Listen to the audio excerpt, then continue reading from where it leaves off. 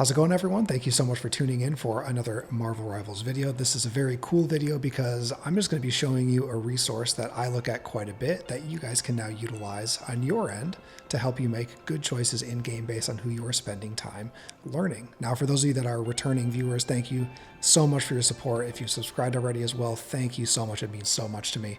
As you guys are already aware, my wife told me I could game more if I build a YouTube channel. So that's what I'm doing right now because I want to game as much as possible.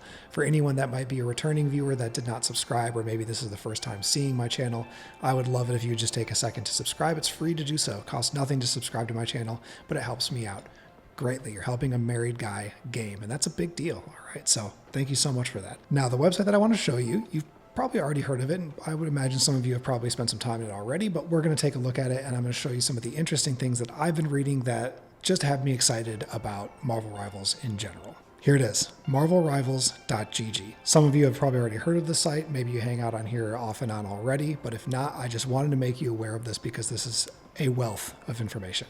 They talk about different updates here, right? They've got news for season 2.5 coming up here. They've got news on Ultron here. This is pretty cool. It actually talks about what his release will look like and what the skills are going to be. He's got a really cool skill set coming out as a strategist, and I think this is really worth noting because dive is still something that's definitely an issue for a lot of people, and with him already, we can see that he's going to be given skills that kind of help deal with diving, right? The E skill here commands a giant drone to follow an ally, constantly healing allies within its radius with additional healing for the designated ally. How powerful is that to put on a DPS character or on another strategist to help deal with diving situations? I mean, this is a really cool kit that's going to be coming out, and I think it's really going to affect how the current meta is. So it's definitely good to know about this stuff up in advance because that way you can kind of make changes to who you're spending a lot of time playing right now so that you are already prepared to deal with a potentially changing meta or just a different hero kit that's coming out that's going to affect maybe your gameplay a little bit differently. So this is a really good thing to check out and read up on for sure. Now, the other thing that I wanted to pull up here for you guys to look at is this right here, meta. It says it's new, but when I click on it, it actually looks like it goes back to about a month ago. So maybe it's a month old now, still technically new. But this is where people that run this website have already done some analysis to talk about which heroes are meta heroes. And the way that they do that, they have it explained here in explanation. It's most heavily weighted on win rate and then pick rate and then penalized with ban rate. They have a little equation here for how they're doing that. And the reason that ban rate is penalizing is pretty straightforward.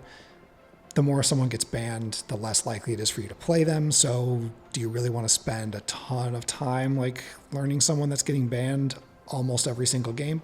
Probably not, right? But arguably you could, so that you could play that person when they are available, because if someone's getting banned all the time, what does that typically mean? It means they're OP. It means that they're like the meta pick for that. So I understand having it penalize it. It makes sense, right? But they go a little bit more into detail on that there. But what I really wanted to talk about on this is just how they have this laid out right now. They've got Rocket as the #1 pick, current meta pick right now. High win rate, high pick rate, very low ban rate. That's like the recipe for a great strategist to pick and play right now, for sure. I play with Rocket quite a bit. I think he's amazing. He's a great pick. Great healing, great utility with his kit, with the revive, and then also with his ult. He's just super powerful.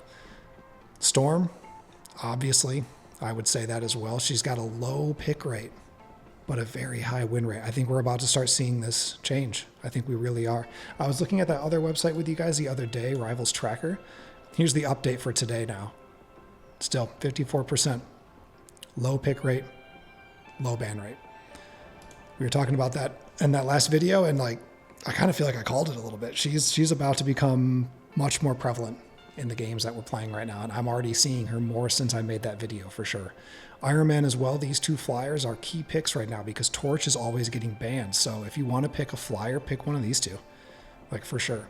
Mr. Fantastic, we're seeing a lot more love for him recently. I know people were kind of dogging on him at the beginning, but he's really showing up now. Cloak after the buffs, definitely better. I personally don't think I don't personally think that she's like that good. I don't know. There's just something about her kit. I just kind of feel like you're gatekeeping yourself by maining her. But I mean, I don't know. She does a lot of healing, so it is pretty awesome. Emma, no surprise, she's showing up here too. Magic, Cap, a lot more Cap players out there now. Mantis is getting a lot more love lately. Working super well as like an off DPS and working against anti-dive. Loki's in 10th place. And then the list goes down. You guys can scroll through here too, but it's just really cool to see this actually broken down in this way based on the meta picks when you're thinking about win rate and pick rate. And then I think something else that's really cool on here is something that would be a lot more difficult to do. And I don't really even know how I would personally compile this data. So it's pretty sweet that they have this here, but they have the team ups ranked. This is really cool. These are like the highest meta pick for team ups based on win rate, pick rate, and then, penalizing for ban rate. But this is pretty cool to see this actually. I don't know that I've ever even actually utilized this team up myself personally, but that's pretty interesting to see that showing up as the highest win rate. This one you see pretty often, the symbiote bond. You see Ragnarok Rebirth too sometimes. Gamma Charge is so powerful. Storming Ignition is very powerful. Gamma Charge for Namor is very powerful as well. It's just really cool. This is a really cool tool to just kind of look at different options that you have within the game and look at how the performance is before you make a decision to say like, hey, I'm going to go spend a bunch of time on this hero right now. We have data through marvelrivals.gg where you can look at the current meta situations. You can read the analysis of it on everything. It's got it broken down from the different weeks. This is cool. I think this is really cool, but I'm really nerdy about like stats and stuff like this, so I always love to not only learn about this, but then also check myself when I am noticing things in game and think, this is kind of what I'm seeing. I love to do some research and see like, is there a reason for me to have that feeling, or is that just like a one-off or something, right? It's cool to have all of this available. So if you guys haven't checked this website out, I would highly recommend it. There's a lot more that you can look at on here. There's just all kinds of stuff. They talk about some of the upcoming heroes as well. Actually, where did I see that? I saw something about upcoming heroes right there in the tab called Upcoming Heroes.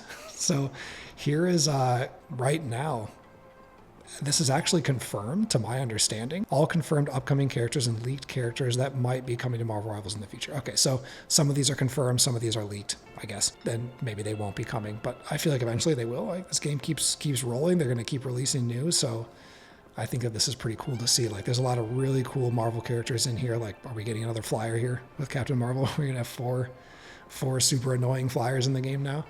But this is exciting. I'm really stoked for Ultron to come out. I believe Blade is confirmed already and Forge too, I think Forge is confirmed. The rest might be speculated, but I'm not sure. I didn't read too deep into this. I just noticed this tab today actually, and then was taking a look at some of these heroes, but this is just something to be excited about. We got some really cool new characters coming out, and yeah, this is just a great spot to keep yourself updated with everything that's going on, so you know what to expect as the updates come. So anyway, I hope you guys find this website interesting, and I hope you enjoy spending some time sifting around on here, reading up on the meta things, looking at the different team options for the team ups, and then also staying updated as well on everything that's coming for season 2.5, which will be at the end of the month. Thank you guys so much for tuning in for the video today. I hope that you enjoyed it, and I will see you guys in the next video.